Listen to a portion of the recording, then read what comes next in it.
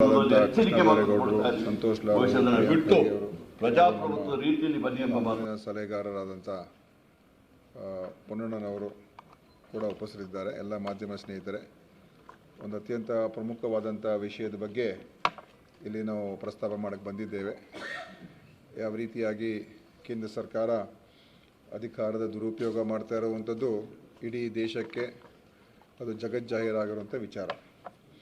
ಅದರಲ್ಲೂ ಕೂಡ ಸಂಸ್ಥೆಗಳನ್ನು ರಾಜಕೀಯ ಉದ್ದೇಶಗಳಿಂದ, ರಾಜಕೀಯ ಒಂದು ಲಾಭಕ್ಕೋಸ್ಕರ ಮತ್ತು ವಿರೋಧ ಪಕ್ಷಗಳನ್ನು ಮಟ್ಟ ಹಾಕ್ತಕ್ಕಂಥದ್ದಕ್ಕೆ ಮತ್ತು ಒಂದು ರೀತಿ ಭಯಭೀತಿ ಸೃಷ್ಟಿ ಮಾಡುವಂಥದ್ದಕ್ಕೆ, ಬ್ಲ್ಯಾಕ್ಮೇಲ್ ಮಾಡುವಂಥದ್ದಕ್ಕೆ, ಹೆದರಿಸುವಂಥದ್ದಕ್ಕೆ ಎಲ್ಲವನ್ನು ಕೂಡ ಕೇಂದ್ರದ ಸಂಸ್ಥೆಗಳನ್ನು ಉಪಯೋಗ ಮಾಡ್ತಾ ಇರುವಂಥದ್ದು ಕೂಡ ಎಲ್ರಿಗೂ ಇಡೀ ದೇಶಕ್ಕೆ ಗೊತ್ತಿದೆ. ಮತ್ತು ಅನೇಕ ದೇಶದಲ್ಲಿ ಆಗ್ತಾ ಇರುವಂಥ ಕೇಸಸ್ ಏನು ಇವತ್ತಿನ ದಿವಸ ನಡೀತಾ ಇದೆ ರಾಜಕಾರಣಿಗಳ ವಿರುದ್ಧ, ಅದು ಕೇಜ್ರಿವಾಲ್ ಅವರು ಇರ್ಬೋದು, ಸೊರೇನ್ ಅವರು ಇರ್ಬೋದು, ಅದೇ ರೀತಿಯಾಗಿ ಹಿಂದೆ ನಮ್ಮ ರಾಜ್ಯದ ಸನ್ಮಾನ್ಯ ಡಿ ಕೆ ಶಿವಕುಮಾರ್ ಅವ್ರ ಮೇಲೆ ಇರ್ಬೋದು, ಚಿದಂಬರಂ ಮೇಲಿರ್ಬೋದು, ಈ ರೀತಿಯಾಗಿ ಯಾವ ರೀತಿಯಾಗಿ ಈ ಏಜೆನ್ಸೀಸ್ ಏನಿದೆ ಕೆಲಸ ಮಾಡ್ತಾ ಇದೆ ಅದು ಕೇವಲ ವಿರೋಧ ಪಕ್ಷಗಳ ಮುಖಂಡರುಗಳ ಮೇಲೆ ಮತ್ತು ಅವರ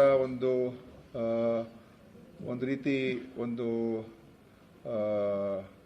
ಕಾನ್ಸ್ಪಿರಸಿ ಅಂತಲೇ ಹೇಳ್ಬೋದು. ಅದನ್ನು ಉಪಯೋಗಿಸ್ಕೊಂಡು ವಿರೋಧ ಪಕ್ಷಗಳನ್ನು ದುರ್ಬಲ ಮಾಡಬೇಕು, ಒಂದೇ ಒಂದು ಪಕ್ಷ ಈ ದೇಶದಲ್ಲಿ ಇರಬೇಕು ಅಂತ ಅವರ ಒಂದು ಪ್ರಯತ್ನ ಇದೆ. ಅದೇ ರಾಜ್ಯದಲ್ಲೂ ಕೂಡ ಅದೇ ಒಂದು ಪ್ರಕ್ರಿಯೆ ಈಗ ಪ್ರಾರಂಭ ಆಗಿದೆ.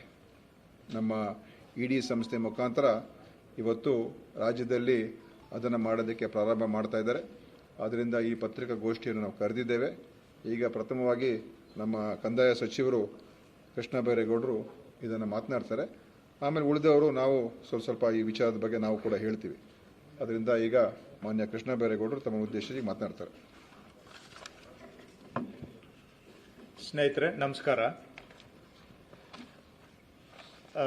ದಿನೇಶ್ ರವರು ಹೇಳಿದಾಗೆ ಕಳೆದ ವಿಧಾನಸಭಾ ಚುನಾವಣೆಯಲ್ಲಿ ಜನಮನ್ನಣೆಯನ್ನು ಕಳೆದುಕೊಂಡು ಕರ್ನಾಟಕದಲ್ಲಿ ಅಧಿಕಾರ ಕಳೆದುಕೊಂಡು ದೇಶದಲ್ಲೂ ಸಹ ಲೋಕಸಭಾ ಚುನಾವಣೆಯಲ್ಲಿ ದುರ್ಬಲವಾಗಿರುವಂತಹ ಬಿಜೆಪಿ ಮೊದಲಿನಿಂದಲೂ ಸಹ ವಾಮ ಮಾರ್ಗಗಳನ್ನು ಬಳಸಿ ಸರ್ಕಾರ ವಿರೋಧ ಪಕ್ಷಗಳ ಸರ್ಕಾರಗಳನ್ನು ಬುಡಮೇಲು ಮಾಡಿ ತನ್ನ ಏಕಪಕ್ಷ ಸಾಮ್ರಾಜ್ಯವನ್ನ ದೇಶದಲ್ಲಿ ಕಟ್ತಕ್ಕಂಥ ಪ್ರಯತ್ನ ಮಾಡ್ತಾ ಇರೋದಕ್ಕೆ ಬೇಕಾದಷ್ಟು ಉದಾಹರಣೆಗಳಿದ್ದಾವೆ. ಇದಕ್ಕೆ ಅವರು ಇಡಿ, ಐಟಿ, ಸಿಬಿಐ ಬಳಸಿಕೊಂಡು ವಿರೋಧ ಪಕ್ಷಗಳ ಮೇಲೆ ನೇರ ದಾಳಿಗಳನ್ನು ಅವರು ಮಾಡ್ತಾ ಬಂದಿದ್ದಾರೆ.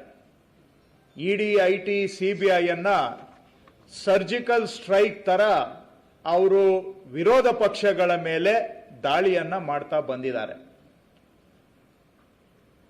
ಅದರ ಮುಂದುವರೆದ ಭಾಗವಾಗಿ ಕರ್ನಾಟಕದಲ್ಲೂ ಕೂಡ ಹತಾಶ ಮನೋಭಾವದಿಂದ 2019ರಲ್ಲಿ ಯಾವ ತರ ಆಪರೇಷನ್ ಕಮಲ ಮಾಡಿ ಇಲ್ಲಿದ್ದಂತ ಸರ್ಕಾರವನ್ನ ಬುಡಮೇಲು ಮಾಡಿದ್ರು, ಅದು ಈ ಬಾರಿ ಆ ರೀತಿ ಮಾಡೋದಕ್ಕೆ ಆಗೋದಿಲ್ಲ ಅಂತ ಹೇಳಿ ಇಡಿಯನ್ನ ಬಳಸಿಕೊಂಡು ಇವತ್ತು ಕರ್ನಾಟಕದ ಕಾಂಗ್ರೆಸ್ ಸರ್ಕಾರವನ್ನ ಬುಡಮೇಲು ಮಾಡತಕ್ಕಂತ ದಾಳಿಯನ್ನ ಕೇಂದ್ರ ಸರ್ಕಾರ ಮಾಡ್ತಾ ಇದೆ. ಇವತ್ತು ತಾವು ಕೇಳಬಹುದು, ಹೇಗೆ ಹೇಳ್ತೀರಾ ಇದನ್ನೆಲ್ಲ ಅಂತೇಳಿ ಅಂತ.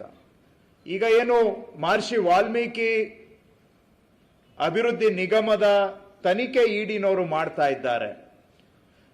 ನಮಗೆ ಖಚಿತವಾದಂತ ಮಾಹಿತಿ ಬಂದಿದೆ. ಅದಕ್ಕೆ ಬೇಕಾದಂತ ಪುರಾವೆಗಳನ್ನು ಈ ದಿನ ಮುಂದಿನ ದಿನದಲ್ಲಿ ತಮ್ಮ ಜೊತೆಗೆ ನಾವು ಹಂಚಿಕೊಳ್ತೇವೆ. ಆ ತನಿಖೆ ನಡೆಯುವಂತ ಸಂದರ್ಭದಲ್ಲಿ ಯಾರು ತನಿಖೆಗೆ ಒಳಪಟ್ಟಿದ್ದಾರೆ ಅವರನ್ನ ಮೇಲೆ ದಬಾವಣೆ, ಒತ್ತಡವನ್ನ ತಂದು ಸರ್ಕಾರದಲ್ಲಿ ಉನ್ನತ ಮಟ್ಟದಲ್ಲಿರ್ತಕ್ಕಂಥ ಅವರ ಹೆಸರುಗಳನ್ನು ಕೂಡ ತಾವು ಹೇಳಬೇಕು. ನೀವು ಹೇಳದೆ ಹೋದ್ರೆ ಇಡಿಯ ಪವರ್ ಏನು ಅನ್ನೋದು ನಿಮಗೆ ಗೊತ್ತಿಲ್ಲ, ನೀವು ಕಷ್ಟಕ್ಕೆ ಸಿಕ್ಕಾಕೊಳ್ತೀರಾ. ನೀವು ಬಚಾವಾಗಬೇಕಾದ್ರೆ ಉನ್ನತ ಮಟ್ಟದಲ್ಲಿರುವಂತವರು ಕೂಡ ಇದರಲ್ಲಿ ಭಾಗಿಯಾಗಿದ್ದಾರೆ ಅಂತ ಹೇಳಿಕೆಯನ್ನ ಕೊಡಿ ಅಂತೇಳಿ ಈ ತನಿಖೆಗೆ ಒಳಪಟ್ಟಿರ್ತಕ್ಕಂಥವರ ಮೇಲೆ ದಬಾವಣೆಯನ್ನ ಮಾಡ್ತಾ ಇದ್ದಾರೆ, ಒತ್ತಡವನ್ನ ಹೇರ್ತಾ ಇದ್ದಾರೆ. ಅಧಿಕಾರ ದುರುಪಯೋಗ ಮಾಡಿಕೊಂಡು ತನಿಖೆಯನ್ನ ತಪ್ಪುದಾರಿಗೆ ಕೊಂಡೊಯ್ದು ಇದನ್ನ ಕೇವಲ ಒಂದು ಚುನಾಯಿತ ಪ್ರಜಾಪ್ರಭುತ್ವದ ಸರ್ಕಾರವನ್ನ ಬುಡಮೇಲು ಮಾಡೋದಕ್ಕೆ ಇದನ್ನ ಬಳಸ್ತಾ ಇದ್ದಾರೆ ಬಿಟ್ರೆ ನಿಜವಾಗಿ ಇದರಲ್ಲಿ ತಪ್ಪಿತಸ್ಥರನ್ನ ಹುಡುಕುವಂತ ಕೆಲಸ ಮಾಡ್ತಾ ಇಲ್ಲ ಇಡಿನವರು. ಯಾರು ಅವ್ರ ಜೊತೆ ರಾಜಿಯಾಗಿ ಅವ್ರ ಜೊತೆ ಸಂಧಾನ ಮಾಡಿಕೊಂಡು ಅವರ ಹೇಳ್ದಾಗೆ ಕೇಳಲಿಕ್ಕೆ ತಯಾರಿದ್ದಾರೆ ಅಂತವರನ್ನ ನಿಮ್ಮನ್ನ ನಾವು ರಕ್ಷಣೆ ಮಾಡ್ತೇವೆ ಅಂತಾನು ಕೂಡ ಅವರಿಗೆ ಅಭಯವನ್ನ ಕೊಡ್ತಾ ಇದ್ದಾರೆ. ನೀವು ನಾವು ಹೇಳ್ದಂಗೆ ಕೇಳಲಿಲ್ಲ, ಉನ್ನತ ಮಟ್ಟದಲ್ಲಿರೋರ ಹೆಸರು ಹೇಳಲಿಲ್ಲ ಅಂತ ಹೇಳಿದ್ರೆ ನೀವು ಪರಿಣಾಮ ಎದುರಿಸಬೇಕಾಗತ್ತೆ, ನಿಮಗೆ ಇಡಿ ಪವರ್ಸ್ ಅನ್ನ ನಾವು ತೋರಿಸಬೇಕಾಗತ್ತೆ ಅನ್ನುವಂತ ಮಾತನ್ನು ಕೂಡ ತನಿಖಾ ಸಂದರ್ಭದಲ್ಲಿ ಹೇಳಿ ಅವರ ಬಾಯಲ್ಲಿ ಬಲವಂತವಾಗಿ ಸರ್ಕಾರದ ಉನ್ನತ ಮಟ್ಟದಲ್ಲಿರ್ತಕ್ಕಂಥವರ ಹೆಸರುಗಳನ್ನ ಹೇಳಿಸುವಂತಹ they are trying to force words and statements into the mouth of people under enquiry and investigation or the witnesses. ಇದು ನೇರವಾಗಿ ಇಡಿನವರು ಇವತ್ತು ಮಾಡ್ತಾ ಇದ್ದಾರೆ. ಅಲ್ಲಿಗೆ ಎರಡು ವಿಷಯ ಸ್ಪಷ್ಟ. ಒಂದು, ಅವರಿಗೆ ಇದರಲ್ಲಿ ತಪ್ಪಿತಸ್ಥರನ್ನ ಹುಡುಕುವಂತ ಯಾವ ಉದ್ದೇಶನೂ ಇಲ್ಲ. ಅವರಿಗೆ ಈ ಇನ್ವೆಸ್ಟಿಗೇಷನ್ ನೆಪ ಮಾತ್ರ. ಅವರು ತಪ್ಪು ಮಾಡಿದವರಿಗೆ ಶಿಕ್ಷೆ ಕೊಡುವಂತ ಯಾವ ಉದ್ದೇಶನೂ ಇಲ್ಲ. ಯಾಕೆಂದ್ರೆ ಯಾರು ರಾಜಿ ಆಗ್ತಾರೆ ನಿಮಗೆ ರಕ್ಷಣೆ ಕೊಡ್ತೀವಿ ಅಂತ ಅವ್ರು ಹೇಳ್ತಾ ಇದ್ದಾರೆ. ಎರಡನೇದು ಸ್ಪಷ್ಟ, ಅವರಿಗೆ ಈ ತನಿಖೆ ಉದ್ದೇಶ ಕೇವಲ ಕರ್ನಾಟಕದಲ್ಲಿ ಕಾಂಗ್ರೆಸ್ ಸರ್ಕಾರವನ್ನ ಬುಡಮೇಲು ಮಾಡೋದು ಮಾತ್ರ ಅವರ ಉದ್ದೇಶ. ನೀವು ಕೇಳ್ಬೋದು, ಇದೆಲ್ಲ ಬಾರಿ ದೊಡ್ಡ ದೊಡ್ಡ ಮಾತುಗಳಾಡ್ತಾ ಇದ್ದೀರಿ, ಇದಕ್ಕೆಲ್ಲ ಏನು ಹಿನ್ನೆಲೆ ಇದೆ ಅಂತ. ಸ್ನೇಹಿತರೆ, ತಮಗೆ ಗೊತ್ತಿದೆ, ಕೇಂದ್ರದಲ್ಲಿ ಬಿಜೆಪಿ ಸರ್ಕಾರ ಬಂದ 10 ವರ್ಷದಲ್ಲಿ ಇಡಿ, ಐಟಿ, ಸಿಬಿಐ ಅವು ರಾಜಕೀಯ ಅಸ್ತ್ರಗಳು ಆಗ್ಬಿಟ್ಟಿದ್ದಾವೆ. ಎಲ್ಲಿ ಬಿಜೆಪಿ ಅವರಿಗೆ ಚುನಾವಣೆ ಗೆಲ್ಲೋದಕ್ಕೆ ಆಗೋದಿಲ್ಲ, ಚುನಾವಣೆಯಲ್ಲಿ ಸೋತ ಮೇಲೆ, ಪ್ರಜಾಪ್ರಭುತ್ವದಲ್ಲಿ ಸೋತ ಮೇಲೆ ಇಡಿ, ಐಟಿ, ಸಿಬಿಐ ಅನ್ನ ಬಳಸ್ಕೊಂಡು ವಿರೋಧ ಪಕ್ಷಗಳ ಸರ್ಕಾರಗಳು ಇರೋ ಕಡೆ ದಾಳಿ ಮಾಡ್ತಾ ಇರೋದು ಇದು ಕರ್ನಾಟಕ ಮೊದಲೇನಲ್ಲ. ಇದು ಜಾರ್ಖಂಡ್ನಲ್ಲಿ ಆಗಿದೆ, ವೆಸ್ಟ್ ಬೆಂಗಾಲ್ನಲ್ಲಿ ಆಗಿದೆ, ದೆಹಲಿಯಲ್ಲಿ ಆಗಿದೆ, ತಮಿಳುನಾಡಿನಲ್ಲಿ ಆಗಿದೆ, ಕೇರಳದಲ್ಲಿ ಆಗಿದೆ, ಆಂಧ್ರ ಪ್ರದೇಶದಲ್ಲಿ ಆಗಿದೆ. ಹೇಳ್ತಾ ಹೋದ್ರೆ ಪಟ್ಟಿ ಬಹಳ ಉದ್ದ ಇದೆ. ಇದೆಲ್ಲವೂ ಕೂಡ ಜಗಜ್ಜಾಹೀರು ಆಗಿರತಕ್ಕಂಥ ವಿಷಯವನ್ನೇ ನಾವಿವತ್ತು ಕರ್ನಾಟಕದ ಹಿನ್ನೆಲೆಯಲ್ಲಿ ಹೇಳ್ತಾ ಇದ್ದೇವೆ. ತಮಗೂ ಗೊತ್ತಿದೆ, ದೇಶದ ಪ್ರತಿಷ್ಠಿತ ಸುದ್ದಿ ಸಂಸ್ಥೆಗಳು ಅಧ್ಯಯನವನ್ನು ಕೂಡ ಮಾಡಿದ್ದಾವೆ. ಕೆಲವು ಸಂಶೋಧನಾ ಸಂಸ್ಥೆಗಳು ಕೂಡ ಅಧ್ಯಯನವನ್ನ ಮಾಡಿದ್ದಾವೆ. 2014ರಲ್ಲಿ ಬಿಜೆಪಿ ಸರ್ಕಾರ ಬಂದ ನಂತರ ದೇಶದಲ್ಲಿ ಇಡಿಯ ಕೇಸುಗಳು, ಇಡಿ ದಾಖಲು ಮಾಡತಕ್ಕಂಥ ಕೇಸುಗಳು 400% ಹೆಚ್ಚಾಗಿದೆ. Cases registered by ED have increased by 400% since 2014. ಅದರಲ್ಲಿ 95% ಕೇಸುಗಳು ವಿರೋಧ ಪಕ್ಷದ ವಿರುದ್ಧವಾಗಿದ್ದಾವೆ. 95% ಕೇಸಸ್ ಆಪೋಸಿಷನ್ ಪಾರ್ಟಿ ಅವರನ್ನ ಟಾರ್ಗೆಟ್ ಮಾಡಿರುವಂತಹದ್ದು ಇದೆ. 5% ಮಾತ್ರ ಬಿಜೆಪಿ ಅಥವಾ ಮಿತ್ರ ಪಕ್ಷದವರ ಮೇಲೆ ಗುರಿಯಾಗಿರ್ತಕ್ಕಂಥದ್ದು ಇದೆ.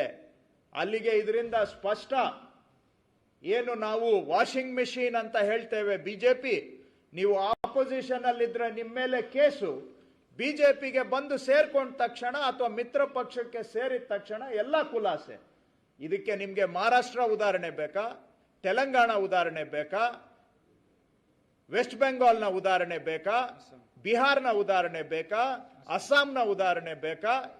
ಎಲ್ಲಿ ನೋಡಿದ್ರೂ ಕೂಡ ಆಪೋಸಿಷನ್ ಅಲ್ಲಿದ್ದಾಗ ಕೇಸು, ಬಿಜೆಪಿಗೆ ಬಂದು ಸೇರ್ಕೊಂಡ ಕೂಡಲೇ ಅವರಿಗೆ ಖುಲಾಸೆಯ ಚೀಟಿ, ಕ್ಲೀನ್ ಚಿಟ್, ಇದು ನಡೀತಾ ಇರತಕ್ಕಂತಹದ್ದು. ನೀವು ಹೇಳ್ಬೋದು ಇದೇನು ಹೊಸದಲ್ಲ, ಹಿಂದಿನಿಂದಲೂ ಇಂಥ ಆರೋಪಗಳಿದಾವೆ ಅಂತ. ಇದು ಬಹಳ ಬಾಯಿ ಮಾತಿನಲ್ಲಿ ಇವತ್ತು ಏನ್ ಬೇಕಾದ್ರೂ ಹೇಳ್ಬೋದು. ಸತ್ಯ, ಅಂಕಿ ಸಂಖ್ಯೆ ಯಾವುದು ಕೂಡ ಇವತ್ತು ಲೆಕ್ಕಕ್ಕಿಲ್ಲ. ತಮ್ಮ ಮಾಹಿತಿಗೆ ಹೇಳ್ತೇನೆ, ಅದೇ ಹಿಂದೆ UPA ಸರ್ಕಾರ ಇದ್ದಾಗ ಆ ಸಂದರ್ಭದಲ್ಲಿ ಏನು ಇಡಿನವರು ಕೇಸುಗಳನ್ನ ಮಾಡಿದ್ರು ಆ ಸಂದರ್ಭದಲ್ಲಿ 53% ಕೇಸುಗಳು UPA ಸರ್ಕಾರದ ವಿರುದ್ಧ ಪಕ್ಷಗಳ ಮೇಲೆ ಬೀಳ್ತಾ ಇತ್ತು. ಆದರೆ ಆ ಸಂದರ್ಭದಲ್ಲಿ 47% ಇಡಿ ಕೇಸಸ್ ಕಾಂಗ್ರೆಸ್ ಮತ್ತು ಕಾಂಗ್ರೆಸ್ನ ಮಿತ್ರ ಪಕ್ಷಗಳ ಮೇಲೆ ದಾಖಲಾಗಿದೆ. 47%. ಇವತ್ತು 95% ಕೇಸಸ್ ಅಪೋಸಿಷನ್ ಪಾರ್ಟಿ ಮೇಲೆ, 5% ಮಾತ್ರ ರೂಲಿಂಗ್ ಪಾರ್ಟಿ ಮೇಲೆ. ಇದು ಇವತ್ತು ಸರ್ಜಿಕಲ್ ಸ್ಟ್ರೈಕ್ ಅಪೋಸಿಷನ್ ಮೇಲೆ ಪ್ರಜಾಪ್ರಭುತ್ವದ ಕಗ್ಗೊಲೆ ನಡೀತಾ ಇರೋದಕ್ಕೆ ಒಂದು ಉದಾಹರಣೆ. ನಿಮ್ಗೆ ನಾನು ಕೇಳಲಿಕ್ಕೆ ಬಯಸ್ತೇನೆ ಸ್ನೇಹಿತರೆ, ದೇವರಾಜರ್ ಟ್ರಕ್ ಟರ್ಮಿನಲ್ ಅಲ್ಲಿ 46 ಕೋಟಿ ಲೂಟಿ ಆಗಿದೆ. ಬಿಜೆಪಿಯ ಒಬ್ಬ ಎಕ್ಸ್-MLCಗೆ, ಎಕ್ಸ್-MP ಕ್ಯಾಂಡಿಡೇಟ್ಗೆ ಅವರ ಅಕೌಂಟಿಗೆ 3 ಕೋಟಿ ರೂಪಾಯಿ ದುಡ್ಡು ಹೋಗಿದೆ. ಯಾಕೆ ಇಡಿನವರು ಇದನ್ನ ತನಿಖೆ ಮಾಡ್ತಾ ಇಲ್ಲ? 46 ಕೋಟಿ, ಅದು is it not proceeds of crime? ಇಡಿನವರು ಹೇಳ್ತಾರೆ ಇಲ್ಲಿ ಯಾಕೆ ಬಂದಿದ್ದೀರಿ ಅಂದ್ರೆ, wherever there is proceeds of crime involved we have a authority to enter ಅಂತ ಹೇಳ್ತಾರೆ. ದೇವರಾಜರ್ ಟ್ರಕ್ ಟರ್ಮಿನಲ್ ಅಲ್ಲಿ ಹಣ ಲೂಟಿ ಆಗಿದೆಯಲ್ಲ, ಆ ಲೂಟಿ ಹಗರಣದ ಲಾಭಾಂಶ ಅಲ್ಲವಾ? ಅಲ್ಲಿ ಯಾಕೆ ಇಡಿನವರು ತನಿಖೆ ಮಾಡ್ತಾ ಇಲ್ಲ? ಆ ದುಡ್ಡು ಯಾವ ಎಲೆಕ್ಷನ್ಗೆ ಹೋಗಿದೆ ಅಂತ ಯಾಕೆ ಟ್ರೇಲ್ ಮಾಡ್ತಾ ಇಲ್ಲ? ಬೋವಿ ನಿಗಮದಲ್ಲಿ ಹಗರಣ ಆಗಿದೆ, ಅಲ್ಲಿ ಯಾಕೆ ಇಡಿನವರು ತನಿಖೆ ಮಾಡ್ತಾ ಇಲ್ಲ? ತಾಂಡ ಅಭಿವೃದ್ಧಿ ನಿಗಮದಲ್ಲಿ ಹಗರಣ ಆಗಿದೆ, ಅಲ್ಲಿ ಯಾಕೆ ತನಿಖೆ ಮಾಡ್ತಾ ಇಲ್ಲ? ವಾಲ್ಮೀಕಿ ನಿಗಮದಲ್ಲಿ ನಡೆದಿರುವಂತಹ ಸ್ವರೂಪದ ಹಗರಣ ಹಿಂದೆ ಅಂಬೇಡ್ಕರ್ ನಿಗಮದಲ್ಲೂ ಕೂಡ ನಡೆದಿದೆ, ಅದನ್ನ ಯಾಕೆ ಇಡಿನವರು ತನಿಖೆ ಮಾಡ್ತಾ ಇಲ್ಲ? ಕೋವಿಡ್ ಸಂದರ್ಭದಲ್ಲಿ ಹೆಣಗಳು ಬೀಳ್ತಾ ಇದ್ರೆ ಆ ಹೆಣಗಳ ಮೇಲೆ ಹಣ ಮಾಡ್ತಾ ಇದ್ರಲ್ಲ, ಅದನ್ನ ಯಾಕೆ ಇಡಿನವರು ತನಿಖೆ ಮಾಡ್ತಾ ಇಲ್ಲ? ಅದು ಪ್ರೊಸೀಡ್ಸ್ ಆಫ್ ಕ್ರೈಮ್ ಅಲ್ವಾ? ವಾಲ್ಮೀಕಿ ನಿಗಮದ್ದು ಒಂದು ಮಾತ್ರ ಪ್ರೊಸೀಡ್ಸ್ ಆಫ್ ಕ್ರೈಮ್ ಅಂತ ಜಸ್ಟಿಫೈ ಮಾಡ್ತಾ ಇದ್ದಾರೆ. ಹಾಗಾಗಿ ಇದನ್ನೇ ಆಧಾರವಾಗಿಟ್ಕೊಂಡು ಸುಪ್ರೀಂ ಕೋರ್ಟ್ನವರು ಕೂಡ ಹೇಳಿದ್ದಾರೆ, ಇದು ಬರೀ ನಾನು ಹೇಳ್ತಾ ಇರೋದಲ್ಲ. ಜಾರ್ಖಂಡ್ನ ಇವತ್ತಿನ ಮುಖ್ಯಮಂತ್ರಿ ಸೋರೆನ್ ಅವರು ಮತ್ತು ದೆಹಲಿ ಕೇಜ್ರಿವಾಲ್ ಅವರನ್ನ ಇಬ್ಬರನ್ನ ಅರೆಸ್ಟ್ ಮಾಡಿ ಕಸ್ಟಡಿಗೆ ತೆಗೆದುಕೊಂಡು ಅವರಿಗೆ ಬೇಲ್ ಕೊಡುವಂತ ಸಂದರ್ಭದಲ್ಲಿ ಸುಪ್ರೀಂ ಕೋರ್ಟ್ನವರು ಏನ್ ಹೇಳಿದ್ದಾರೆ ಅನ್ನೋದನ್ನ ತಾವು ಸಹ ದಯವಿಟ್ಟು ಗಮನಿಸಬೇಕು. ಅದರಲ್ಲಿ ಸ್ಪಷ್ಟವಾಗಿ ಹೇಳಿದ್ದಾರೆ ಸುಪ್ರೀಂ ಕೋರ್ಟ್ನವರು, ಇಡಿ ಅವರ ಕಾರ್ಯತಂತ್ರ ಬಹಳ ಆರ್ಬಿಟ್ರರಿ ಆಗಿದೆ, ಅಂದ್ರೆ ಇಷ್ಟ ಬಂದಂಗೆ ಮಾಡ್ತಾ ಇದ್ದಾರೆ, ಜಸ್ಟಿಫಿಕೇಶನ್ ಇಲ್ಲದೆ ಹೋದ್ರೂ ಅರೆಸ್ಟ್ ಮಾಡ್ತಾ ಇದ್ದಾರೆ, ಪ್ರೈಮಾ ಫೇಸಿ ಎವಿಡೆನ್ಸ್ ಇಲ್ಲದೆ ಹೋದ್ರು ಮೇಲ್ನೋಟಕ್ಕೆ ಅವರ ಮೇಲೆ ಬಲವಾದಂತ ಸಾಕ್ಷ್ಯ ಇಲ್ಲದೆ ಹೋದ್ರೂ ಕೂಡ ಅರೆಸ್ಟ್ ಮಾಡ್ತಾ ಇದ್ದಾರೆ, ಮತ್ತು ಇನ್ವೆಸ್ಟಿಗೇಷನ್ ಅಲ್ಲಿ ಪಾರದರ್ಶಕತೆಯನ್ನ ಕಾಪಾಡಿಲ್ಲ, ಟ್ರಾನ್ಸ್ಪರೆನ್ಸಿ ಇಲ್ಲ, ಇನ್ವೆಸ್ಟಿಗೇಷನ್ ಅಲ್ಲೂ ಕೂಡ ಅಧಿಕಾರದ ದುರುಪಯೋಗ ಕಂಡು ಬರ್ತಾ ಇದೆ ಅಂತ ಸುಪ್ರೀಂ ಕೋರ್ಟ್ ಹೇಳಿದೆ. ಸೊ ಇದೆಲ್ಲದರ ಹಿನ್ನೆಲೆಯಲ್ಲಿ ಅದೇ ಪ್ರಯೋಗ ಇವತ್ತು ಏನಿವರು ಜಾರ್ಖಂಡ್ ನಲ್ಲಿ ಮಾಡಿದ್ರು, ದೆಹಲಿಯಲ್ಲಿ ಮಾಡಿದ್ರು, ಬೇರೆ ಬೇರೆ ರಾಜ್ಯಗಳಲ್ಲಿ ಮಾಡಿದ್ದಾರೆ, ಇವತ್ತು ಅದೇ ಪ್ರಯೋಗ ಇಡಿನವರು ಕರ್ನಾಟಕದಲ್ಲಿ ಮಾಡ್ತಾ ಇದ್ದಾರೆ. ನಮ್ಮ ಸಾಕ್ಷಿಗಳನ್ನ ಕರೆದು ಅವರಿಗೆ ಹೆದರಿಸಿ ಬೆದರಿಸಿ ಸತ್ಯಕ್ಕೆ ದೂರವಾದಂತಹ ಸುಳ್ಳಿನ ಹೇಳಿಕೆಗಳನ್ನ ಕೊಡಬೇಕು ಅಂತೇಳಿ ಇವತ್ತು ಸಾಕ್ಷಿಗಳ ಮೇಲೆ ದಬಾವಣೆ ಮಾಡ್ತಾ ಇದ್ದಾರೆ. ಇದಕ್ಕೆ ಒಂದೇ ಕಾರಣ, ಕರ್ನಾಟಕದಲ್ಲಿ ಕಾಂಗ್ರೆಸ್ ಸರ್ಕಾರವನ್ನ ಬುಡಮೇಲು ಮಾಡಬೇಕು ಅಂತಕ್ಕಂಥದ್ದು. ಇದು ಅವಶ್ಯಕತೆ ಬಂದ್ರೆ ನಾವು ಕಾನೂನು ಹೋರಾಟನೂ ಮಾಡ್ತೇವೆ, ಬೀದಿಗಿಳಿದು ಹೋರಾಟ ಮಾಡ್ತೇವೆ, ಪ್ರಜಾಪ್ರಭುತ್ವದ ಕಗ್ಗೊಲೆ ಆಗ್ಲಿಕ್ಕೆ ನಾವು ಬಿಡೋದಿಲ್ಲ. ಆ ವಿಷಯದಲ್ಲಿ ನಮ್ಮ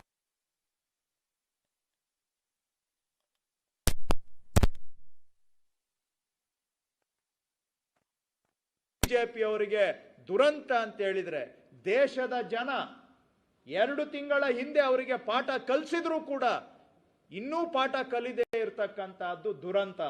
ಇದು ಅವರ ಅವನತಿಗೆ ಅವರೇ ಇವತ್ತು ಗುಣಿಯನ್ನ ತೋಡ್ಕೊಳ್ತಾ ಇದ್ದಾರೆ ಅಂತ ನಾವು ಹೇಳಬೇಕಾಗುತ್ತೆ. ಒಟ್ಟಾರೆ ನಾವು ಬಗ್ಗೋದಿಲ್ಲ, ಇದರ ವಿರುದ್ಧ ಕಾನೂನು ಹೋರಾಟ ಮಾಡ್ತೇವೆ, ಬೀದಿಗಿಳಿದು ಸಹ ನಾವು ಹೋರಾಟ ಮಾಡ್ತೇವೆ. ಈ ತರ ಸಂವಿಧಾನದ ಅಪಚಾರಕ್ಕೆ ನಾವು ಅವಕಾಶವನ್ನ ಕೊಡೋದಿಲ್ಲ. He will brief 1 minute. Santosh ಅವರು, ಪ್ರಿಯಾಂಕ್, ಈಗ ಪ್ರಿಯಾಂಕ್ ಅವರು ಮಾತಾಡ್ತಾರೆ, ಸಂತೋಷ್ ಅವರು ಮಾತಾಡ್ತಾರೆ, ನಾವು ಎಲ್ಲ ಮಾತಾಡ್ಬಿಟ್ಟು ಆಮೇಲೆ ಇಂಗ್ಲಿಷಲ್ಲೂ ಬ್ರೀಫ್ ಮಾಡ್ತೀವಿ. ಈಗಾಗಲೇ ಕಂದಾಯ ಸಚಿವರು ಸವಿಸ್ತಾರವಾಗಿ ಹೇಳಿದ್ದಾರೆ. ಬಹಳ ಸಂಕ್ಷಿಪ್ತವಾಗಿ ಕೇಳಿಸ್ತಾ ಇದೆಯಲ್ಲ? ಈ ಕಡೆ ಬಂದ್ಬಿಡಿ ಪ್ರಿಯಾಂಕ್ ಈ ಕಡೆ.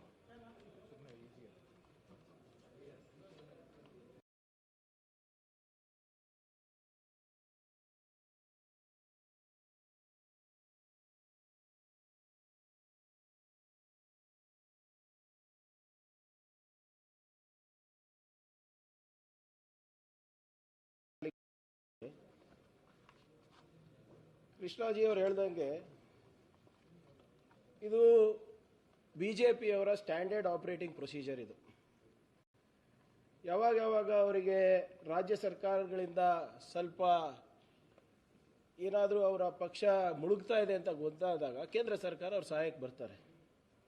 ಇದು ಯಾಕೆ ನಾನು ಸ್ಟ್ಯಾಂಡರ್ಡ್ ಆಪರೇಟಿಂಗ್ ಪ್ರೊಸೀಜರ್ ಅಂತ ಹೇಳ್ತಾ ಇದ್ದೀನಿ ಅಂದರೆ, ಕಳೆದ 10 ವರ್ಷದಲ್ಲಿ ತಾವು ಗಮನಿಸಬೇಕಾಗ್ತದೆ ಎಷ್ಟು ಸರ್ಕಾರಗಳನ್ನು CBI, IT, ED ಬೆದರಿಕೆ ಮುಖಾಂತರ ಬೀಳಿಸಿದ್ದಾರೆ ಅಂತ. 2016ನಲ್ಲಿ ಅರುಣಾಚಲ್ ಪ್ರದೇಶ, 2017ನಲ್ಲಿ ಗೋವಾ, 2017ರಲ್ಲಿ ಮಣಿಪುರ್, 2016ನಲ್ಲಿ ಉತ್ತರಾಖಂಡ್, 2019ನಲ್ಲಿ ಕರ್ನಾಟಕ, 2020ರಲ್ಲಿ ಮಧ್ಯಪ್ರದೇಶ್, ಗುಜರಾತ್ನಲ್ಲಿ ನಮ್ಮ MLAಗಳು ಖರೀದಿ ಮಾಡಿದರು, ಆಸಾಂನಲ್ಲಿ ನಮ್ಮ MLAಗಳು ಖರೀದಿ ಮಾಡಿದ್ರು. CBI, IT, ED ಇದೆಲ್ಲ ಇದೇ ಇವತ್ತು ಯಾರು ಮುಖ್ಯಮಂತ್ರಿಗಳಿದ್ದಾರೆ ಅವ್ರ ಮೇಲೆ ಆಗಿತ್ತಲ್ಲ. ಈಗ ಸಡನ್ನಾಗಿ ಅವರು ಗಂಗಾಕ್ಕಿಂತ ಪಾವನ ಆಗ್ಬಿಟ್ಟಿದ್ದಾರೆ. ಈಗ ಅವರು ನಾಗಾಲ್ಯಾಂಡ್ NCP MLA ಖರೀದಿ, ಸಿಕ್ಕಿಂನಲ್ಲಿ ಸಿಕ್ಕಿಂ ಡೆಮಾಕ್ರೆಟಿಕ್ ಫ್ರಂಟ್ MLAಗಳ ಮೇಲೆ IT, ED ದಾಳಿ ಮಾಡಿ ಖರೀದಿ ಮಾಡಿದ್ರು. ಮೇಘಾಲಯನಲ್ಲಿ ನ್ಯಾಷನಲ್ ಪೀಪಲ್ಸ್ ಪಾರ್ಟಿ ಮತ್ತು TMC MLAಗಳು ಮಾಡಿದ್ರು. ಒಟ್ಟಾರೆ 2014ರಿಂದ ಇಲ್ಲಿಯವರೆಗೂ 444 MLAಗಳನ್ನು ಖರೀದಿ ಮಾಡಲಾಗಿದೆ, ಹೆದರಿಸಲಾಗಿದೆ. IT, ED, CBI ಅವ್ರ ಕುಟುಂಬಗಳಿಗೆ ವಿಚಾರಣೆ ಕರೆಯೋದು, ಸುಮ್ಮನೆ ಸುಳ್ಳು ಕೇಸ್ಗಳು ಹಾಕಿ ಅವರಿಗೆ ಸಿಕ್ಕಾಕ್ಸೋದು, ಟಾರ್ಚರ್ ಕೊಡೋದು. ಇದು ಅಂಕಿಅಂಶ ಎಲ್ಲರ ಹತ್ರ ನಾನು ಶೇರ್ ಮಾಡ್ತೀನಿ. ಉದಾಹರಣೆಗೆ ಅರುಣಾಚಲ್ ಪ್ರದೇಶನಲ್ಲಿ 2014 46 MLAಗಳಿಗೆ ಕೇಳಿದ್ರೆ. ಇವತ್ತು ಮುಂಚೆ ಎಲ್ಲ PV ನರಸಿಂಹರಾವ್ ಸಾಹೇಬರೆಲ್ಲ ಇದ್ದಾಗ ಮೈನಾರಿಟಿ ಗೌರ್ಮೆಂಟ್ ನಾವು ನಡೆಸಿದ್ವಿ, ಎಷ್ಟೊಂದು ಸಂದರ್ಭದಲ್ಲಿ ನಡೆಸಿದ್ರು ಮೈನಾರಿಟಿ ಗೌರ್ಮೆಂಟ್. ಈಗ ಮೆಜಾರಿಟಿ ಇದ್ರೂ ಕೂಡ ಇಂಥ ಸೆಂಟ್ರಲ್ ಗೌರ್ಮೆಂಟ್ ಏಜೆನ್ಸಿನ ದುರುಪಯೋಗ ಮಾಡ್ಕೊಂಡು ಇವತ್ತು ಸರ್ಕಾರಗಳನ್ನು ಕೆಡುತ್ತಾ ಇದ್ದಾರೆ. ಮಹಾರಾಷ್ಟ್ರದಲ್ಲಿ 2014 10, ಹರಿಯಾಣ BJPಯಿಂದ ಅವಾಗ INLDಯಿಂದ 7, ವೆಸ್ಟ್ ಬೆಂಗಾಲ್ನಲ್ಲಿ 21 2016ರಲ್ಲಿ, ಗೋವಾನಲ್ಲಿ 2017ನಲ್ಲಿ 17 MLAಗಳು, ಮಣಿಪುರ್ನಲ್ಲಿ 2017ನಲ್ಲಿ 16, ಹಿಮಾಚಲ್ ಪ್ರದೇಶ 2017ನಲ್ಲಿ 20, ಗುಜರಾತ್ನಲ್ಲಿ ನಮ್ಮ ಪಾರ್ಟಿಯಿಂದ 20 ಜನ ಮಾಡಿದ್ರು, ಮಧ್ಯಪ್ರದೇಶನಲ್ಲಿ 2018ರಲ್ಲಿ 30, ಮಹಾರಾಷ್ಟ್ರದಲ್ಲಿ 2019ರಲ್ಲಿ NCP, INC ಮತ್ತು ಶಿವಸೇನಾ ಸೇರಿ 72. ಹೀಗೆ ಆಲ್ಮೋಸ್ಟ್ ನಾವು ಏನು 60 ಬಾರಿ ಇಂಥ ಪ್ರಕರಣಗಳು ನಡೆದಿದೆ. ಇದಕ್ಕೆ ಸ್ಟ್ಯಾಂಡರ್ಡ್ ಆಪರೇಟಿಂಗ್ ಪ್ರೊಸೀಜರ್ ಅಲ್ಲ ಅಂತ ಹೇಳದ ಅಂದರೆ ಇನ್ನೇನು ಹೇಳಬೇಕು. ಮತ್ತು ಇದು ಯಾರು ಅವ್ರ ಕಡೆ ಹೋಗೋದಿಲ್ಲ ಅವ್ರ ಮೇಲೆ ಹೆಚ್ಚು ಒತ್ತಡ ತರೋದು. ಈಗ BJP ಅವರ ಕೆಲವು ಲೀಡರ್ ಮೇಲೂ ಕೂಡ ಕೇಸಸ್ ಇವೆ, IT, ED ಕೇಸಸ್ ಇವೆ. ಉದಾಹರಣೆಗೆ ಇಲ್ಲೇ ನಮ್ಮ ಮಾಜಿ ಮುಖ್ಯಮಂತ್ರಿ ಯಡಿಯೂರಪ್ಪ ಅವ್ರ ಮೇಲಿದೆ. ಯಾಕೆ 2023ದಿಂದ ಯಾವುದೇ ಕಾರ್ಯಾಚರಣೆ ನಡೀತಲ್ಲ, ಎಲ್ಲ ಸ್ಥಗಿತ ಆಗಿದೆ ಎಲ್ಲ ಮೇಲ್ಗಡೆ. ಇಲ್ಲಿ ರೆಡ್ಡಿ ಬ್ರದರ್ಸ್ ಮೇಲೂ ನಡೀತಾ ಇತ್ತು. ಪಾರ್ಟಿ ಮೊನ್ನೆ ಸೇರಿದ ತಕ್ಷಣ ಅದೆಲ್ಲ ಡ್ರಾಪ್ ಆಗಿಬಿಟ್ಟಿದೆ. ಇವಾಗ ಶಿವರಾಜ್ ಸಿಂಗ್ ಚೌಹಾಣ್ ಮಾಜಿ ಮುಖ್ಯಮಂತ್ರಿ ವ್ಯಾಪಂ ಕೇಸ್ನಲ್ಲಿ CBI ಇನ್ನೂ ಹಾಗೆ ಇಟ್ಕೊಂಡು ಕೂತಿದೆ, 10 ವರ್ಷ ಆಗ್ತಾ ಬರ್ತಿದೆ. ನಿಮ್ಮ ರಮೇಶ್ ಪೋಖ್ರಿಯಾಲ್ ಉತ್ತರಾಖಂಡ್ CM ಅವ್ರ ಮೇಲೂ ಇದೆ. ಅಮಿತ್ ಶಾ ಅವ್ರ ಮೇಲೆ ಅವರಿಗೆ ಏನು ಈ ಫೇಕ್ ಎನ್ಕೌಂಟರ್ ಕೇಸ್ ಇತ್ತು CBI ನಲ್ಲಿ, ಅಧಿಕಾರಕ್ಕೆ ಬಂದ ತಕ್ಷಣನೇ ಕ್ಲೀನ್ ಚಿಟ್ಟು 2014ನಲ್ಲಿ ಕೊಟ್ಬಿಟ್ರು. ಮೋಹಿತ್ ಕಂಬೋಜಿ ಅಂದ್ಬಿಟ್ಟು 67 ಕೋಟಿ ರೂಪಾಯಿ ಫ್ರಾಡ್ ಮಾಡಿದ್ದಾರೆ ಬ್ಯಾಂಕಿಗೆ, ಅದನ್ನು ಸುಮ್ಮನೆ ಆಗಿಬಿಟ್ಟಿದ್ದಾರೆ. ಮತ್ತೆ ಕಂದಾಯ ಸಚಿವರು ಹೇಳ್ದಂಗೆ ಒಂದು ವಾಷಿಂಗ್ ಮಿಷಿನ್ ಇದೆ ಇವ್ರ ಹತ್ರ. ಅವ್ರು ಬಿಜೆಪಿ ಸೇರ್ಬಿಟ್ರೆ ಸಾತ್ ಖೂನ್ ಮಾಫ್ ಅವ್ರದ್ದು. ಈ ಮುಕುಲ್ ರಾವ್ ಇರ್ಬೋದು, ಅಜಿತ್ ಪವಾರ್ ಅವ್ರು ಇರ್ಬೋದು, ಪ್ರಫುಲ್ ಪಟೇಲ್ ಅವ್ರು ಇರ್ಬೋದು, ಛಗನ್ ಭುಜ್ಬಲ್ ಅವ್ರು ಇರ್ಬೋದು, ಇವರೆಲ್ಲರದು, ನಿಮ್ಮ ಹೇಮಂತ್ ಶರ್ಮಾ ಬಿಸ್ವಾಸ್ ಅವ್ರು ಇರ್ಬೋದು, ನಾರಾಯಣ್ ರಾಣೆ ಇರ್ಬೋದು, ಎಲ್ಲರ ಮೇಲೂ ಕೇಸ್ ಇದೆ. ಆದರೆ ಬಿಜೆಪಿ ಸೇರಿದ್ರೆ ಅವ್ರು ಪಾರ ಆಗ್ತಾರೆ. ಸೊ ಇದು ಸ್ಟ್ಯಾಂಡರ್ಡ್ ಆಪರೇಟಿಂಗ್ ಪ್ರೊಸೀಜರ್ ಅಲ್ಲ ಅಂದರೆ ಇನ್ನೇನಂತ ನಾವು ಹೇಳ್ಬೋದಾಗ್ತದೆ. ಈಗ ವಿಶೇಷವಾಗಿ 14 ಆಪೋಸಿಷನ್ ಪಾರ್ಟೀಸ್ ಅವರು ITED ಇವರು ಮಿಸ್ಯೂಸ್ ಮಾಡ್ತಾ ಇದ್ದಾರೆ, ವಿರೋಧ ಪಕ್ಷದವರಿಗೆ ಟಾರ್ಗೆಟ್ ಮಾಡ್ತಾ ಇದ್ದಾರೆ ಅಂದ್ಬಿಟ್ಟು ಒಂದು ಪೆಟಿಷನ್ ಕೂಡ ಹಾಕಿದ್ದಾರೆ ಸುಪ್ರೀಂ ಕೋರ್ಟ್ನಲ್ಲಿ ಇಡಿ ವಿರುದ್ಧ. ಅದು ಕೂಡ ಕೇಂದ್ರ ಸರ್ಕಾರ ಉತ್ತರ ಕೊಟ್ಟಿಲ್ಲ ಸುಪ್ರೀಂ ಕೋರ್ಟಿಗೆ. 121 ಪೊಲಿಟಿಕಲ್ ಲೀಡರ್ಸ್ ಮೇಲೆ ಇವರು ದಾಳಿ ಮಾಡಿದ್ದಾರೆ ಇಲ್ಲಿವರೆಗೂ. 121 ಪೊಲಿಟಿಕಲ್ ಲೀಡರ್ಸ್ ಅಲ್ಲಿ 115 ಅದು ವಿರೋಧ ಪಕ್ಷದವರು. ಇಲ್ಲಿವರೆಗೂ 3000 ರೇಡ್ಗಳು ITED ಅವರು ಮಾಡಿದ್ದಾರೆ ಪೊಲಿಟಿಕಲ್ ಲೀಡರ್ಸ್ ಮೇಲೆ. ಎಷ್ಟು? 3000. ಅದರಲ್ಲಿ ಪ್ರಾಸಿಕ್ಯೂಷನ್ಗೆ it is less than 25%, which has led to prosecution. ಮಿಕ್ಕಿದೆಲ್ಲ ವಾಷಿಂಗ್ ಮಿಷಿನಿಗಾನ ಹೋಗ್ಬಿಟ್ಟಿದೆ ಅಥವಾ ಹೆದರ್ಸ್ತಾ ಇದ್ದಾರೆ. ನಾನು ಹೇಮಂತ್ ಸೊರೇನ್ ಅವ್ರ ಇಶ್ಯೂ, ಜಾರ್ಖಂಡ್ ಮುಖ್ಯಮಂತ್ರಿಗಳು ಬಹಳ ಸ್ಪಷ್ಟವಾಗಿ ಸುಪ್ರೀಂ ಕೋರ್ಟ್ ಅವ್ರು ಹೇಳ್ತಿದ್ರು, ಒಬ್ಬ ಮುಖ್ಯಮಂತ್ರಿಗೆ ನೀವು ಯಾವ without any evidence, without any case ಹೇಗೆ ನೀವು ಇಟ್ಕೊಂಡ್ರಿ ಅವರಿಗೆ ಅಂತ ಕೇಳಿದ್ವಿ. ಚೀಮಾರಿ ಹಾಕಿದ್ದಾರೆ. ಮತ್ತೆ ಕರ್ನಾಟಕಕ್ಕೆ ಬರೋದಿದ್ರೆ ಈ ವಾಲ್ಮೀಕಿ ನಿಗಮ ಪ್ರಕರಣದಲ್ಲಿ ಇಷ್ಟು ಆಸಕ್ತಿ ಇಡಿ ಅವರಿಗೆ IT ಅವರಿಗೆ ಬಂದಿದೆ ಅಲ್ಲ, ಇದೇ ಆಸಕ್ತಿ ಯಾಕೆ ಹಿಂದಿನ ಸರ್ಕಾರದಲ್ಲಿ ಬಂದಿಲ್ಲ? ಬೋವಿ ಅಭಿವೃದ್ಧಿ ನಿಗಮದಲ್ಲಿ 77 ಕೋಟಿ ರೂಪಾಯಿ ಯೆಸ್ ಬ್ಯಾಂಕಿಗೆ ಟ್ರಾನ್ಸ್ಫರ್ ಆಗಿರೋದು, ಅದ್ರ ಬಗ್ಗೆ ಯಾಕೆ ಬಂದಿಲ್ಲ? APMC 47.16 crores ಸಿಂಡಿಕೇಟ್ ಬ್ಯಾಂಕಲ್ಲಿ ಹಗರಣ ಆಗಿರೋದು, ಅದ್ರ ಬಗ್ಗೆ ಯಾಕೆ ಕಾಳಜಿ ವಹಿಸಿಲ್ಲ? ಕರ್ನಾಟಕ ಕರಕುಶಲ ಅಭಿವೃದ್ಧಿ ನಿಗಮ 23 ಕೋಟಿ ರೂಪಾಯಿ SBI ಬ್ಯಾಂಕ್ದು, ಯಾಕೆ ಅದ್ರ ಬಗ್ಗೆ ಕಾಳಜಿ ವಹಿಸ್ತಾ ಇಲ್ಲ? ಡಾಕ್ಟರ್ ಅಂಬೇಡ್ಕರ್ ಅಭಿವೃದ್ಧಿ ನಿಗಮ 5 ಕೋಟಿ ರೂಪಾಯಿದು, ಅದ್ರ ಬಗ್ಗೆ ತನಿಖೆ ನಡೆದಿಲ್ಲ. ದೇವರಾಜ ಅರಸ್ ಟ್ರಕ್ ಟರ್ಮಿನಲ್ 47 ಕೋಟಿ ರೂಪಾಯಿ, ಇದ್ರ ಬಗ್ಗೆ ಬಿಜೆಪಿ ಅವ್ರ ಪ್ರಸ್ತಾವನೆಯೇ ಇಲ್ಲ, ಉಸಿರೇ ಬಿಡ್ತಾ ಇಲ್ಲ. ಇದ್ರು ಒಬ್ಬ ಮಾಜಿ MLC ಅವರು ಅರೆಸ್ಟ್ ಆಗಿದ್ದಾರೆ, ಅದ್ರ ಬಗ್ಗೆ ಇವರು ಚಕಾರ ಎತ್ತಾ ಇಲ್ಲ. ಪೊಲ್ಯೂಷನ್ ಕಂಟ್ರೋಲ್ ಬೋರ್ಡ್ನಲ್ಲಿ ಹಿಂದಿನ ಸರ್ಕಾರದಲ್ಲಿ ಸ್ಟೇಟ್ ಬ್ಯಾಂಕ್ ಆಫ್ ಮೈಸೂರಿನಲ್ಲಿ 10 ಕೋಟಿ ಆಗಿದೆ. KIDB ದುಡ್ಡು ಸೇಲಂ ಬ್ಯಾಂಕಿಗೆ ಹೋಗಿದೆ. ಇವತ್ತೇನು ಇವರೆಲ್ಲ ಬೇರೆ ಬೇರೆ ಕಡೆ ಹೋಗಿದೆ ಅಂತ ಎಲ್ಲ ಬಾಯ್ ಬಡ್ಕೊಂತ ಇದ್ದಾರಲ್ಲ, ಇವರ ಅವಧಿನಲ್ಲಿ KIDB ಬ್ಯಾಂಕ್ ಸೇಲಮಿಗೆ ಹೋಗಿದೆ. ಅವಾಗ ಯಾಕೆ ಇಡಿ IT ಅಥವಾ ಬಿಜೆಪಿ ಅವರು ಆಸಕ್ತಿ ತೋರಿಸಿಲ್ಲ? ನೀವು ಒಟ್ಟಾರೆ ಇದು ನೋಡಿದ್ರೆ ಇದು standard operating procedure to topple the government ಅಂತ ನಾವು ಹೇಳ್ಬೋದಾ? ಇಲ್ಲ, ಹೇಳಿ ನೀವೇ. ಉದಾಹರಣೆಗಳಿದೆ, 1 ದಶಕದ ಉದಾಹರಣೆಗಳಿದೆ. ಈಗ ಮುಂದೆ ಪೊನ್ನಣ್ಣನವರು ಮತ್ತೆ ಸಂತೋಷ್ ಲಾಡ್ ಅವರೆಲ್ಲ ಸವಿಸ್ತಾರವಾಗಿ ಹೇಳ್ತಾರೆ ಯಾವ ರೀತಿ ನಮ್ಮ ಅಧಿಕಾರಿಗಳಿಗೆ IT ಆಫೀಷಿಯಲ್ಸು, ED ಆಫೀಷಿಯಲ್ಸು ಕೇಂದ್ರ ಸರ್ಕಾರದ ಒತ್ತಡದ ಮೇರೆಗೆ ಕೆಲವು ಹೆಸರುಗಳನ್ನು ಹೇಳಲೇಬೇಕು ಅಂತ ಹೇಳ್ತಾ ಇದ್ದಾರೆ. They are forcing our officers, they are forcing our people.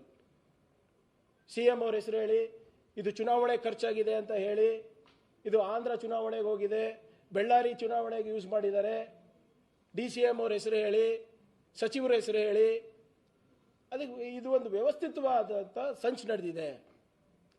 ಕಂದಾಯ ಸಚಿವರು ಹೇಳಿದಾಗೆ ಇದಕ್ಕೆ ಯಾವುದಕ್ಕೂ ನಾವು ಬಗ್ಗೋರಲ್ಲ, ಜಗ್ಗೋರಲ್ಲ. ಕಳೆದ 10 ವರ್ಷದಿಂದ ಇದೇನ ಹೋರಾಟ ಮಾಡ್ಕೊಂಡು ಬಂದಿದ್ದೀವಿ. ಈಗ ಇನ್ನು ಹೆಚ್ಚು ಶಕ್ತಿ ಜನರು ನಮ್ಗೆ ಕೊಟ್ಟಿದ್ದಾರೆ. ಇದನ್ನ ಅವಶ್ಯಕತೆ ಇದ್ದರೆ ವಿ ವಿಲ್ ಅಫ್ಕೋರ್ಸ್ ಪೊಲಿಟಿಕಲಿ ನಾವು ಟ್ಯಾಕಲ್ ಮಾಡೇ ಮಾಡ್ತೀವಿ. ಅದ್ರ ಜೊತೆಗೆ ಲೀಗಲಿ ನಾವು ಏನು ಮಾಡಬೇಕು ಅದನ್ನು ಕೂಡ ನಾವು ನೋಡ್ತೀವಿ ಅಂತ ಈ ಸಂದರ್ಭದಲ್ಲಿ ನಾನು ಹೇಳಲಿಕ್ಕೆ ನಾನು ಬಯಸ್ತಾ ಇದ್ದೀನಿ. ಧನ್ಯವಾದ. ಒಂದು ನಿಮಿಷ ಮುಗಿಸ್ಬಿಡ್ತೀವಿ. ಎಲ್ಲರೂ ಸಂತೋಷ್ ಅವ್ರು ಮಾತಾಡ್ತಾರೆ. 2 ಪಾಯಿಂಟ್ ಇದೆ ನಮ್ದು. ಯಾಕಂದರೆ ಕೃಷ್ಣ ಬೈರೇಗೌಡರು, ಪ್ರಿಯಾಂಕ್ ಅವ್ರು ಹೇಳಿದ್ದಾರೆ, ಕ್ಯಾಗ್ ರಿಪೋರ್ಟ್ನ ಕೇಂದ್ರ ಸರ್ಕಾರದ ಕ್ಯಾಗ್ ರಿಪೋರ್ಟ್ ತಾವು ತೆಗೆದು ನೋಡಿ. ಅವರು ಕ್ಯಾಗ್ ರಿಪೋರ್ಟ್ನಲ್ಲಿ ಕೇಂದ್ರ ಸರ್ಕಾರದ ಕಳೆದ 10 ವರ್ಷದ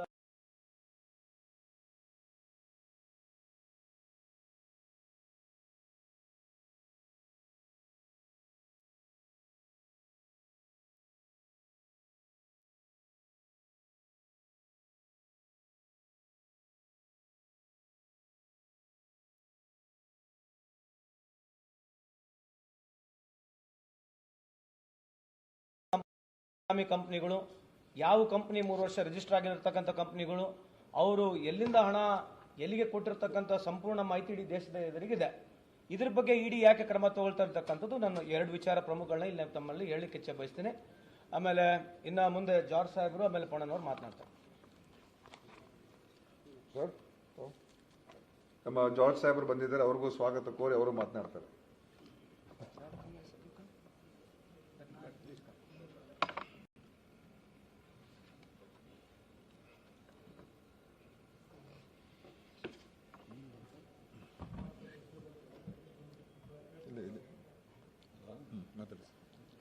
ಎಲ್ಲ ಮಾಧ್ಯಮದ ಮಿತ್ರರಿಗೆ ಸ್ವಾಗತ.